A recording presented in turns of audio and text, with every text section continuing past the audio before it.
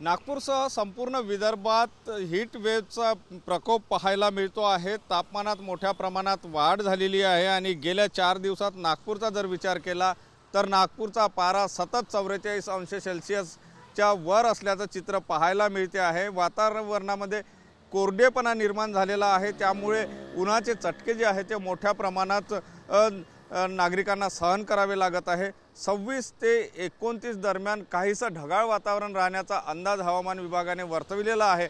मात्र आता जर सध्याची परिस्थिती बघितली तर नागपूरच्या रस्त्यावर नागरिकांची जी दुपारच्या वेळेची वर्दळ कमी झाल्याचं चित्र पाहायला मिळते। सकाळच्या वेळी नागरिक निघतात आहे, आपले कामं करतात आहे आणि डॉक्टरांकडून सुद्धा सल्ला दिला जातो की या तापमानामध्ये, या उन्हामध्ये सांभाळून आणि काळजी घेऊन चालण्याचं।